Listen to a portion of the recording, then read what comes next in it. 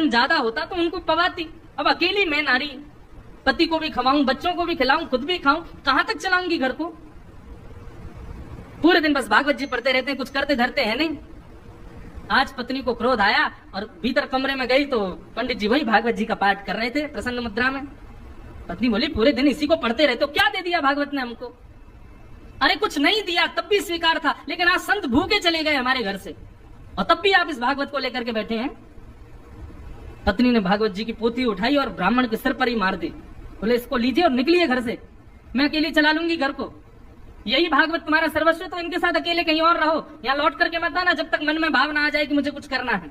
ब्राह्मण देवता अपनी भागवत जी को, उसके पन्ने बिखर गए थे, सब समेट करके हृदय से लगा करके रोने लगे और मनी मन विचार करने लगे, हे नाथ, मेरी पत्नी को आप साधारण पृष्ठ के रूप में दिखाई देते हो, पन्ने के रूप में दिखाई देते हो, लेकिन मैं जानता हूं ना आप प्रत्यक्ष कृष्ण हो। हे नाथ, मेरी पत्नी का कल्याण करना, उसका मंगल करना नाथ। और अपनी भागवत जी को समेट करके गंगा किनारे चले गए और गंगा किनारे जाकर के खूब रोए, ठाकुर जी को याद कर करके, कथाओं को पढ़ पढ़ के खूब रोए। बोले, मुझे इस बात का दुख नहीं कि पत्नी मुझ पर चिल्लाई, पत्नी ने मुझे गलत कहा, लेकिन मुझे इस बात का कष्ट है कि मेरी प्राण प्यारी भागवत जी को उसने इस प्रकार निरादर किया। ये साक्षात कृष्ण है। कोई बात नहीं ठाकुर जी, उसको सद्बुद्धि देना, उसका कल्याण करना। इतनी सहनशीलता, इतना समत्व और इतनी सुहृदता को देख करके ठाकुर जी रह नहीं पाए और भगवान नन्हे से बालक बन करके काशी में प्रकट हो गए।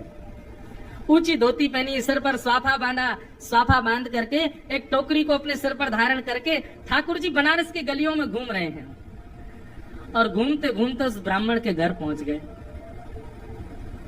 गेट खटखटाया, ब्राह्मणी ने गेट खोला। नन्हा सा बालक, बड़ा प्यारा सा, सिर पर टोकरी लेकर के आया है। ठाकुर जी भीतर प्रवेश करे। ब्राह्मणी बोली, कहां चले आ रहे हो? कौन हो भैया? क्या हो? कहां से आए हो? और ये सब क्या टोकरी में? ठाकुर जी कुछ नहीं बोले, मौन, मुस्कुरा रहे हैं बस। टोकरी को नीचे रख दिया, कपड़े से ढकी हुई थी,